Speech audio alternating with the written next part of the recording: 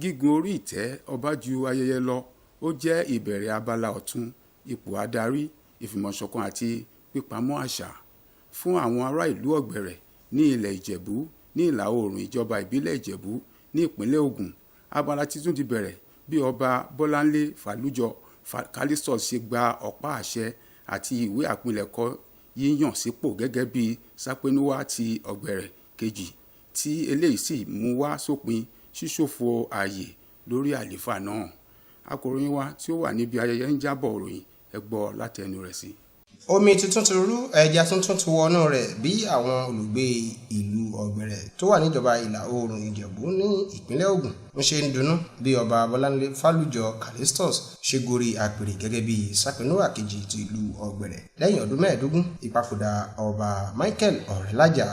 Ìjọba ìpínlẹ̀ Ògùn ni ó gbé ọ̀pá àṣẹ ohun ìwé ìyanisípò ọba fún ọba Babátúndé Fálújọ Callistus gẹ́gẹ́ bí Sápẹ́núwà kejì tìlú Ọ̀gbẹ̀rẹ̀ Ìjẹ̀bú ní ìlà oòrùn ìjọba ìpínlẹ̀ Ògùn. Ayẹyẹ yìí ni ó gbérasọ ní ilé ẹ̀kọ́ girama St Brendan's Grammar School ìlú Ọ̀gbẹ̀rẹ̀ lẹ́yìn tí ó yọ àwọn òṣìṣẹ́ ìjọba, àwọn ládéládé, lóyè àwọn èèyàn jàǹkànjàǹkò nítòsí àti ọ̀nà jíjìn sílẹ̀, pàápàá jùlọ àwọn aráàlú, ará òun mọ̀lẹ́bí àti àwọn afẹ́nifẹ́re.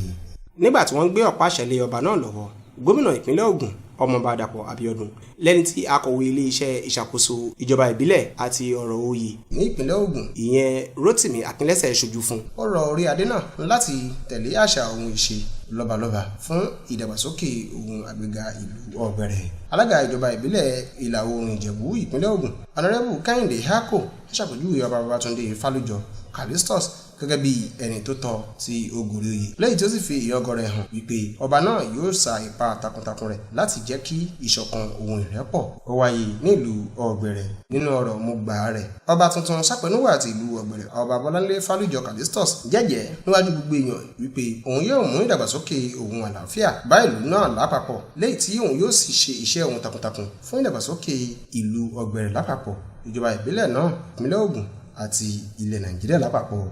Kọ́ máa retí ìyípadà sí ìgbà ọ̀tun, gbogbo ohun tó ti lọ lágbára Ọlọ́run á padà. Ará òun ọ̀rẹ́, pàápàá jùlọ àwọn olórí àti àwọn ọmọ rẹ̀ ni ó gbàdúrà ẹ̀mí gígùn ohun àlàáfíà fún kábíyèsí bí ó ṣe ń gorí àpèrè.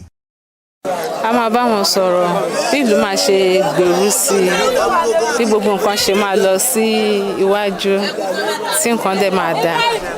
Èrò mi fún kábíyèsí nísìnyí pé kí ìlú tòrò, kí ìlú túbà, kí ìlú túṣẹ, pé ìgbà wọn á yẹ wọn, and gbogbo ìlú náà mo bá wọn yọ̀ nítorí nǹkan tó ti ń dúró fún ogún ọdún lélẹ́yìí, and nísìnyí wọ́n ti rí jẹ. So ó fún ní ọgbọ́n àti òye tó máa fi to ìlú, lẹ́yìn ìyẹn kó máa jẹ́ni tó máa bínú. Ọlọ́run kò fún lówó àti ọlá tó máa fi ṣe ìlú yìí láṣẹ pé àtàṣeyè. Láti iléeṣẹ́ NTA Ìjẹ̀bú Òde, Ìdòwú Ògúnbàjò ló ń ṣàtúpalẹ̀ ìròyìn.